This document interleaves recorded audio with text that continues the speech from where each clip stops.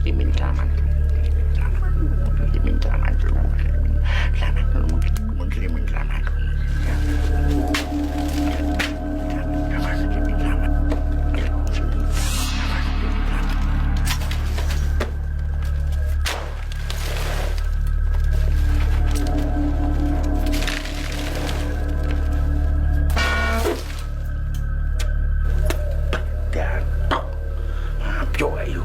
Punya duit.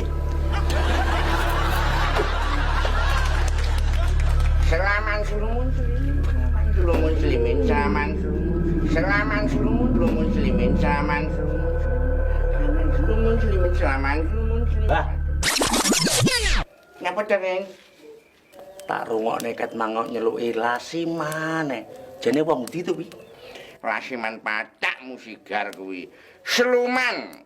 Sluman kuwi tegese yen jabang bayi ninggalino mlaku ngetan ora bakal aman, yen mlaku ngulon ora bakal kelakon, yen mlaku ngidul ora bakal kabul, yen mlaku ngalor ora bakal awur, nek gak sesandingan karo jabang bayine si Mintul ngono lho, Rin.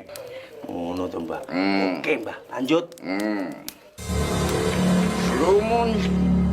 Slumun.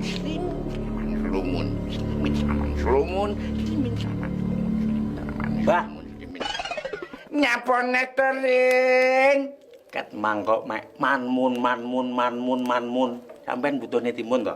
Terus timune dijiyet jane cangkemmu ben monco-monco. Slumun. Tegese slumun kuwi ya, yen jabang bayi ninggalino munggah ora bakal iso mudhun, yen mudhun ora bakal iso munggah, yen munggah ora bakal iso mudhun, yen mudhun ora iso bakal munggah. Nek ra sesandingan karo jabang bayine si Mintul, dinyap ora we. Yo, berarti intine munggah mudhun Mbah ya. Yo iya to Ren, yo mek loro kuwi arepe pirone. Wis cangkemmu menengo ya, aja ganggu. Aku tak ngetokne jaba mantra iki gak sembarangan lho. Kok pangga nyocot ae. Iya.